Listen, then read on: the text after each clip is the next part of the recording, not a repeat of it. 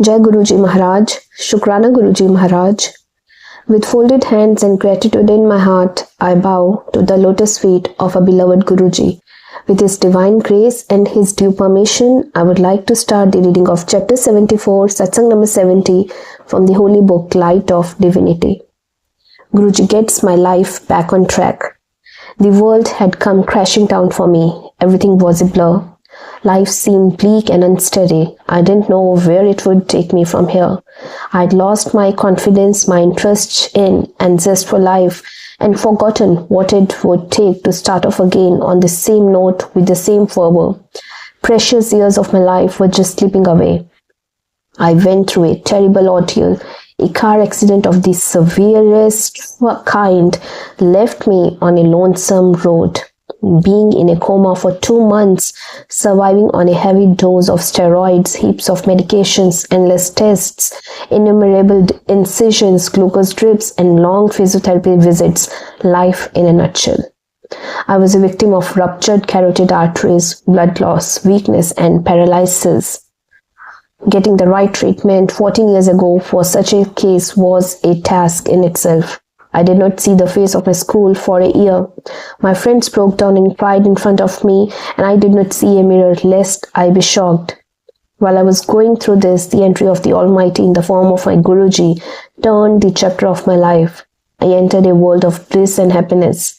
I was showered with love and warmth from God Himself. He was standing in front of me and his hands were stretched out in front of me, engulfing me in his protective fold, sheltering me from the world. Guruji has ever since held my hand and taken me higher and higher. Guruji opened my eyes to the world and bounced me back on my feet within no time. My mom and I were the first ones in the family to meet Guruji. That one visit changed our life. The first step into Guruji's ashram in Jalandhar was as if we were stepping into heaven. Our first darshan of Guruji told us that we had met God. Guruji just put the whole story of our life in front of us, the past, the present, the minutest details that could only be known by the person concerned himself. He made us realize that He is the one who has come to earth to bless us all. We were only too dazed with the Almighty's presence in front of us. Day after day, Guruji kept blessing us. As Guruji directed, I buried the basket of medicines, never visited the doctors again, and never went through the operations I had to undergo. I surrendered to Guruji. And yes, I did return back to normal health and sailed out of the mental agony I was in. The doctors had pronounced a 4 to 5 year span for the recovery. With my Guruji, it was just a question of about 2 months. So 2 months after meeting Guruji, my recovery signaled itself. I went from being completely bald to getting normal hair. My paralysis and weakness disappeared. My hearing returned to normal. The double vision went away. My hemoglobin climbed to 12 from 6. I began playing sports much against doctors' advice and excelled in my academic curriculum as I began doing well in my boards. What do you think this can be termed? Complete divine intervention after I completely surrendered to Him, my Guruji. The master plan for me. I moved out of this phase and entered the next phase of my life. Guruji had my career and education in mind. After dealing with the pain and horror of my accident, after making countless trips to numerous hospitals, I too wanted to make a difference to the world in my own way. I wanted to select a career that would give me an opportunity to lessen people's suffering and develop empathy. Guruji, however, had chalked out my future years well in advance, as He does for everyone. With Guruji's blessings and direction, I got a seat in a physiotherapy course in Bangalore without any formal preparation. I completed my course with ease and managed to get a seat in the prestigious Sir Gangaram Hospital in New Delhi for my internship too. I worked with the best orthopedician in India who was a former director of AIIMS. With such a neat career in front of me, clearly Guruji had me close to Him all the way through. Before I could think or plan out more for myself, Guruji gave me the green signal for pursuing my masters in physiotherapy. I did my masters in sports and orthopedics. I was sent for my masters with Guruji giving me the Adesh, command to do so with only 3 days left for me to react. I followed his direction and found I was going absolutely in the right way. There was a time when my parents were not there with me and I was alone at home. I developed a boil on my hip, which worsened to the extent that it crippled me, and I found myself in bed, alone and bearing excruciating pain. There was nothing, not a thing that I could do.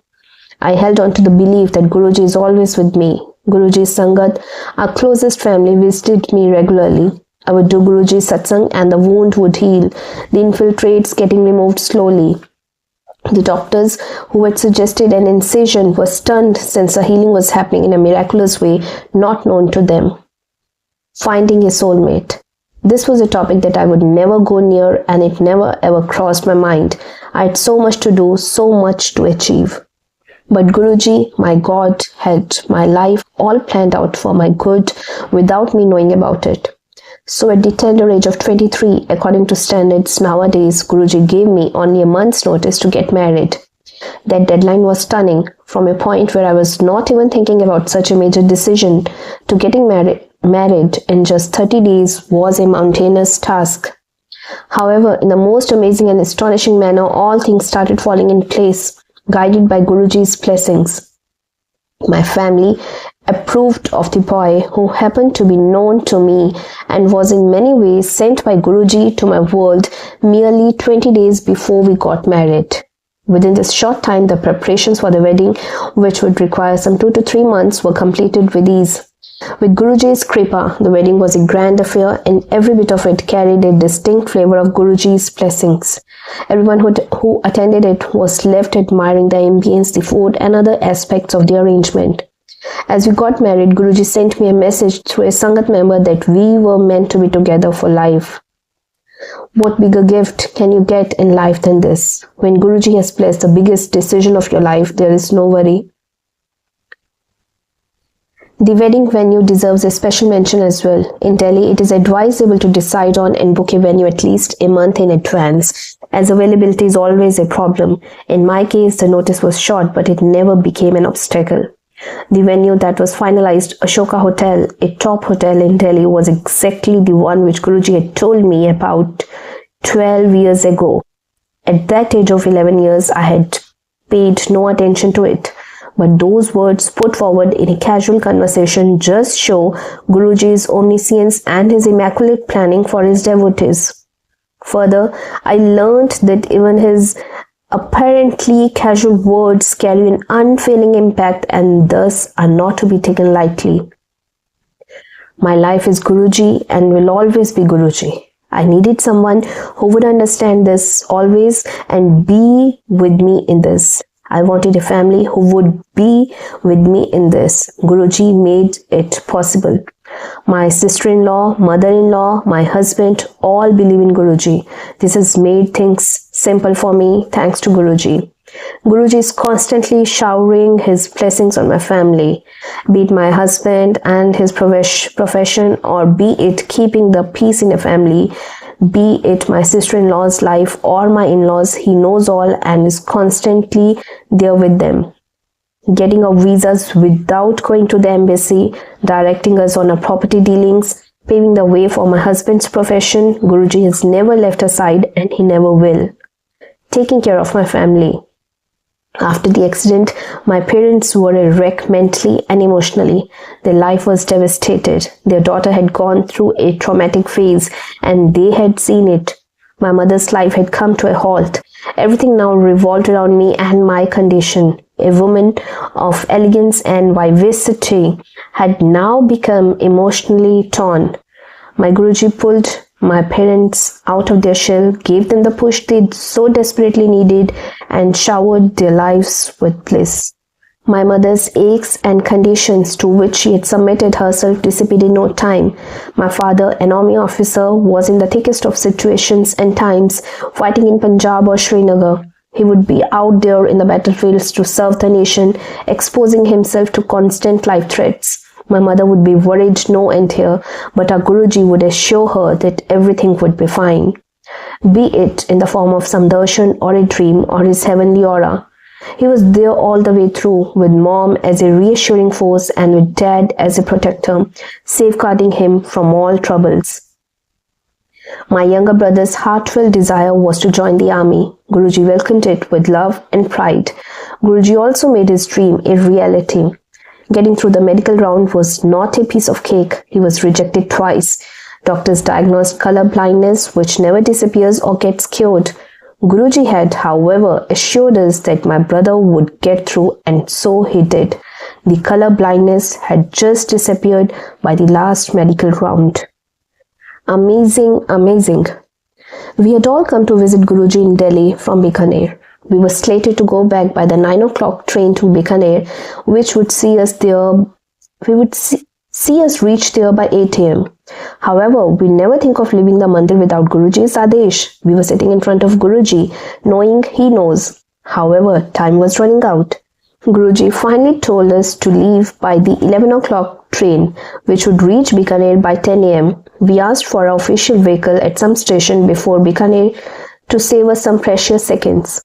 With all these preparations, we were speeding into Bikaner by 8 a.m. We were delighted at having made up so much lost time. In fact, we saw the 8 o'clock train chugging into the Bikaner platform at only around 9 o'clock. It had been delayed on account of fog. Now we knew why we were sitting with Guruji all the time. Guruji took care of my father's career and will always do so too. Guruji is with Dad whenever he needs him. There are slips in one's career. Often it is the deserving people who suffer the most. Also, with Dad being in the army, there were issues regarding postings and settling the family. On my dad's first visit to Guruji after the accident, Guruji stated everything that was running in Dad's mind at the time of the accident. He told me exactly how Dad had tried his level best to halt the accident. This was something that was innermost in my dad's mind, and only he knew. Guruji, our God, had to know, since he was there with us even at the time when we hadn't met him in person. My dad was suffering from low back pain for many years, and he was finding it extremely difficult to sit down and get up from the ground. As we had gone to Guruji for graver problems in our life, no one mentioned this trivial issue. Since God knows everything, Guruji called my dad one afternoon and said, "Come uncle, I'll cure you of your spondylitis." He used his steel spoon from the kitchen and touched him on either side of the spine. He then patted him and said, "You are cured of your back pain." My dad has never since had the problem again. When Dad was a colonel in 1994 to 95, with all the love possible, Guruji said, "I have made you a general." However, one of the important courses the army has for a colonel is the Higher Command Long Defense Management course, LDMC. Dad didn't get nominated for either course, though he was an outstanding officer. He was then posted as deputy commander of a brigade in Leh. His brigade was moved to Kashmir for counterinsurgency operations. His tenure there by Guruji's grace was so outstanding that it laid the perfect foundation for his promotion to Major General.